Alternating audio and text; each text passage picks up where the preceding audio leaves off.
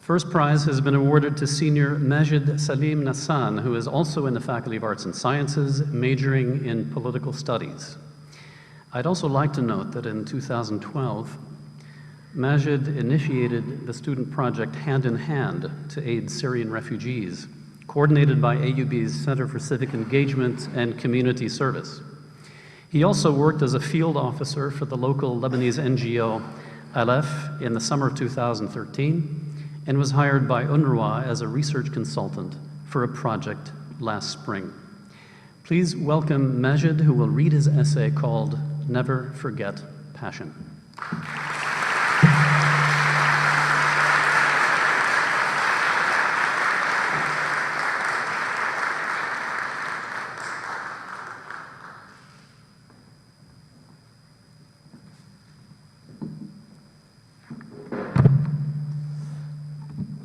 I dedicate this essay to my grandmother, who is currently very ill. I hope that she fights her way, just like I did, thanks to her motivation. We are often held back by our failures. They destroy us. And if we don't have the will nor the passion for success, we will be stuck in this loop forever. In the spring of 2012, due to my failure in my AV courses, my parents decided that I should take the semester off. This period was when my country turned from being one of the most beautiful and safe places in the world to one of the most dangerous. I took a Syrian taxi back home. The driver, Munir, had no degree, only a Syrian brevet certificate. But I, a miserable student who lost all hopes of coming back to AUB, decided to talk to him about education. And to my surprise, Munir was a huge advocate of education, as he offered me some words that truly changed the course of my life. I began my journey all depressed, thinking that the life I knew, the social life that I created, and the education that I had earned were going to vanish. At this point, I had lost my AUB ego, this belief that we represent the elites of education. I was a failing student, with no short nor long-term goals. Munir, who had been driving me to Syria since I came to AUB, looked at me and said, "What's wrong, son? You used to love going back home. This is the first time I see you like this. You're not talking, you're not smiling, you're not even smoking a cigarette."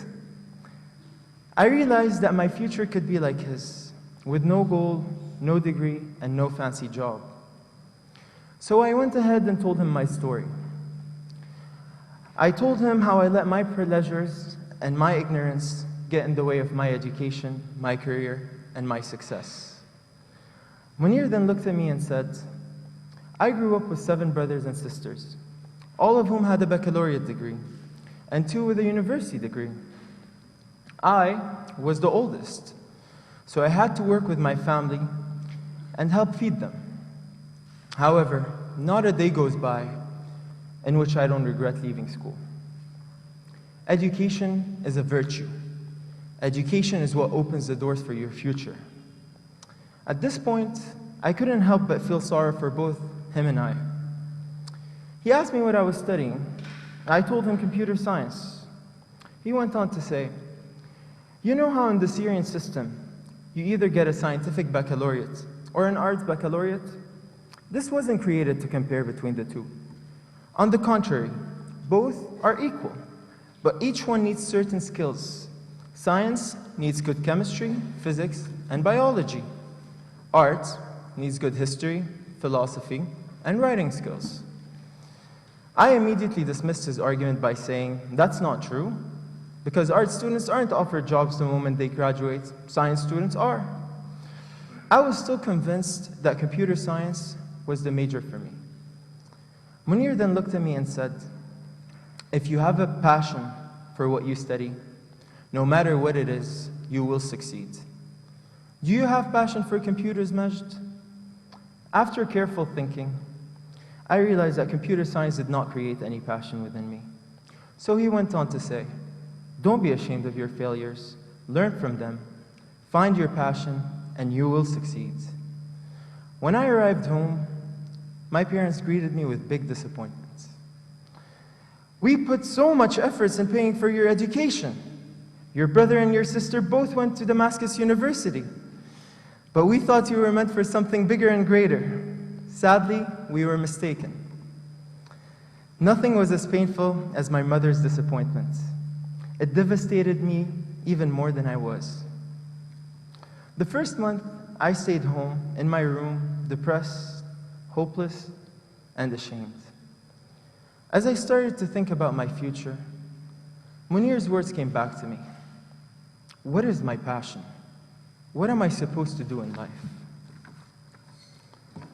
Somewhere around May, while strolling in Babshari, the area of Old Damascus in which I grew up in, I found my answer. As I walked around and saw how the environment I grew up in was not the same anymore, there was misery in people's faces. Even the Damascene jasmine was nowhere to be found, as if it intentionally didn't bloom because it was morning. My parents' businesses were closed. Everyone was too scared, not knowing what the future had for them or for our country. Then I realized my passion to be Syria, its well-being, and its future. But what would I study to make such a passion a reality? Prior to joining the Department of Political Studies, I thought that such a major wouldn't help me reach my goals. I viewed political studies as a major for students who either want to dominate the world, steal our money through lies and deception, or for students who weren't accepted into any other major. Sadly, this view still dominates the AUB community. I was mistaken about political studies. It doesn't teach you how to dominate the world. It shows you what's wrong with the world and how you, as a person, can fix it. After countless arguments with my parents about the prospects of such a major and the future I could have, I asked Munir to take me to Beirut. He picked me up and said, "You look much better than when I dropped you off." I replied, "It's because I found a passion shared by 23 million people whose lives has changed drastically in the past year and a half. My passion is Syria. Thanks to your words and your wisdom, I will do everything I can to resolve our conflict and make Syria one of the top countries in the world." Munir replied, "Majd, I hope and I pray that we will have the ability to achieve all of this, because this passion will open doors for you. It will be hard. You will have difficulties, but as long as you're determined, you will succeed." Not a day goes by in which I don't think of Munir's words. My senior paper's thesis was about the causes and resolutions of the Syrian conflict. Shortly after handing in my paper, I invited Munir to tell him about it. A tear fell from his right eye, as he said, "I wish my children would listen to me like you did. Maybe they would find their passion and bring on change to the world like I know you will. And since I found my passion, all I think about, all I talk about, and all I read about is Syria and its bright future." I want to take this opportunity to thank God and my family for directing my path. I also want to thank each and every member of the AUB community, particularly the Political Science Department. And lastly, if it's not a problem, I would like to express my gratitude to a handful of professors without whom I wouldn't be standing here today. Dr. Hala Muhtasib, my freshman advisor, from day one urged me not to go for computer science. Dr. Renda Sirhan, from the sociology department, opened up my passion for the social sciences and pushed me towards the right path through motivation and advice. Dr. Coralie Hindawi, who is the political science advisor, when I entered her office as a majorless student whose curiosity about politics was not enough actually, she guided me and constantly motivated me to do what I love. And Dr. Shafiq Masri, although his courses are the most challenging in our department, he is the best source in politics and law anyone could ever ask for. And lastly, I want to thank Dr. Gurkijian and Dr. Hanf for introducing me to one of the most beautiful specializations in politics, conflict resolution, in which I will pursue my master's in. Thank you all for coming here, and thank you, Mr. President, for this award. May AUB always lead the Arab world and with its students and its professors.